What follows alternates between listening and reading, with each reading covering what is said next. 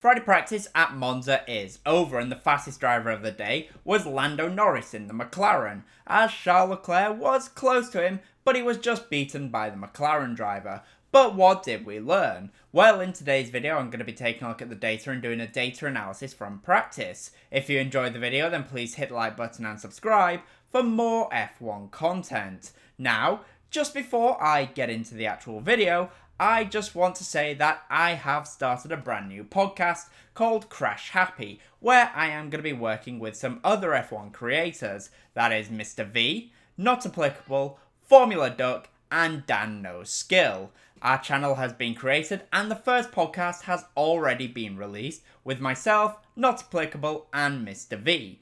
You can check out that video in the description below, and please subscribe to that channel as well as mrpulse. Now though, let's get into the video.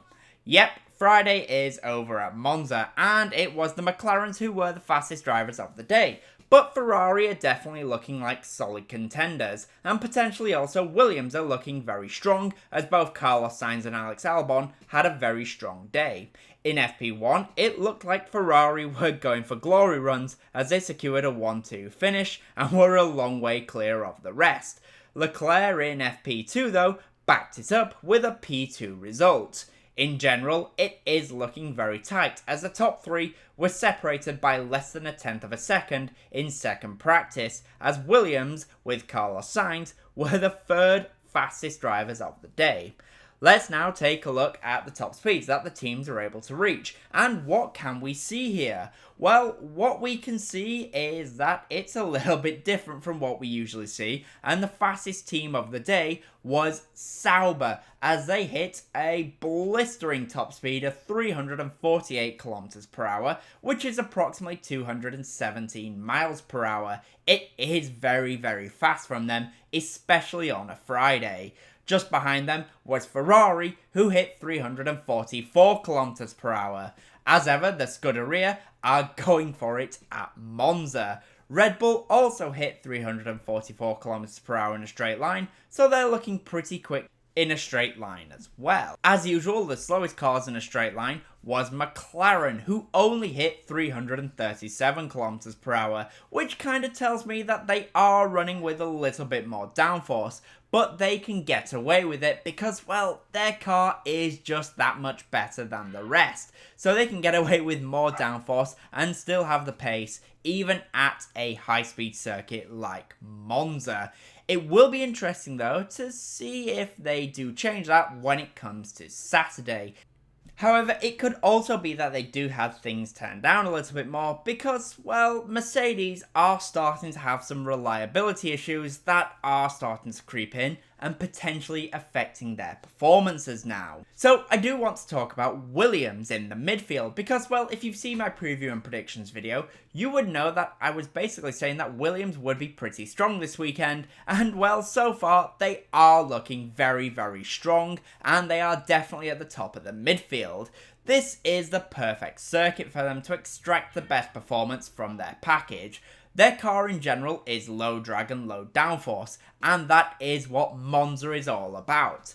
For Carlos Sainz, it was the third fastest time of the day, which is frankly unbelievable for them. Let's now compare the fastest lap time of Carlos Sainz to his closest midfield rival from a different team, which was Nico Hülkenberg in the Sauber. And when you compare these two laps, you can see that the Sauber was faster in a straight line, which does make sense given what we just saw with the top speed, but Williams do come into their own in the braking zones.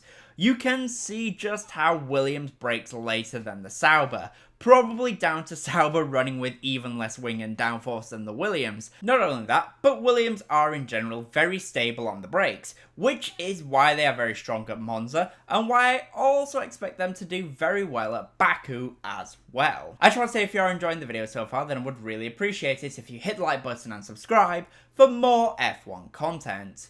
Now though, let's get back to the video, and let's talk about Red Bull.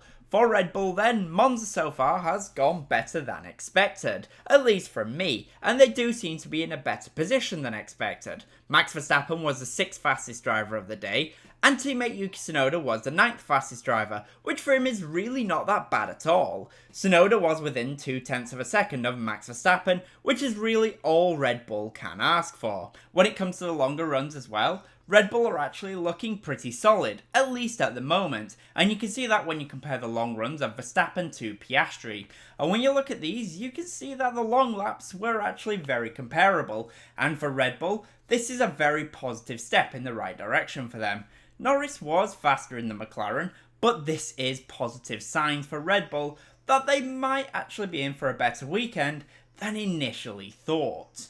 For Mercedes then, it was a bit of an up and down day, and there is definitely some concerns about the power units as George Russell broke down as he lost power, which adds to yet another power unit issue for Mercedes, as Antonelli had a couple earlier in the season, and of course Lando Norris broke down at the previous race.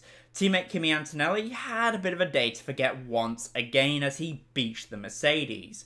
For George Russell then, it was a P10, and when you look at the longer runs of Norris to Russell, you can see that Russell was actually very comparable to Lando Norris, and the hard tyres that Russell was on are looking like they will be the tyre of choice, given the Mercedes is probably not as fast as McLaren in terms of overall pace. But Russell on those hard tyres was able to extract some very good laps from them. For Mercedes then, they will be sticking a better power unit in on Saturday, but they will need to be very wary of the reliability, as will their customer teams, Williams, McLaren and Aston Martin.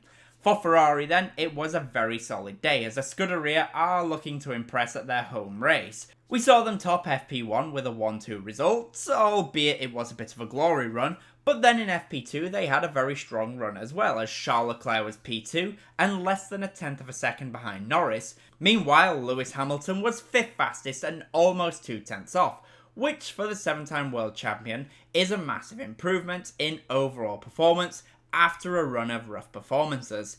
It is a shame in a way that he got a 5-place penalty for this weekend due to ignoring double wave yellows before the race even started at Zandvoort, because he could be in a very strong position for a podium otherwise.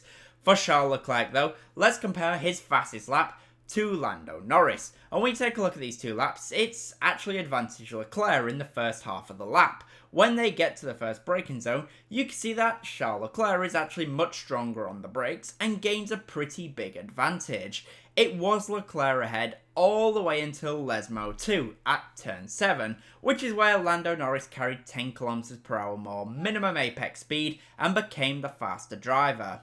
The main area where Norris has the edge was at the Parabolica as well as Lesmo 2, as he gets a very strong exit and gets the throttle very early and uses that to just nudge ahead of Charles Leclerc. For Ferrari, if they can keep it up, then we could see them potentially challenging for pole position in qualifying. In the Grand Prix, I'm not too sure we will see them competing, but we can at least see them getting pole position. At least potentially. And finally for McLaren then, it was the fastest lap of the day for Lando Norris, whereas teammate Oscar Piastri was only 4th fastest and behind the Williams of Carlos Sainz. Let's now compare the fastest lap though of Lando Norris to teammate Oscar Piastri. And when you take a look at these two laps, it looks pretty close between them for quite a while. But Norris really has the edge through the Lesmo corners as he gets the throttle sooner, and once again, like we saw with Norris and Leclerc, Lando was brilliant through the Parabolica, and this is where most of the differences are. These seem to be the two corners where Lando Norris has the biggest advantage, at least so far. Overnight, Piastri will have to look through all of the data and see how he can close the gap to Lando Norris when it comes to qualifying and also potentially the Grand Prix itself. Just before I talk about predictions, I just want to remind you that please, after you finish watching this video, check out the Crash Happy YouTube channel and watch our very first podcast.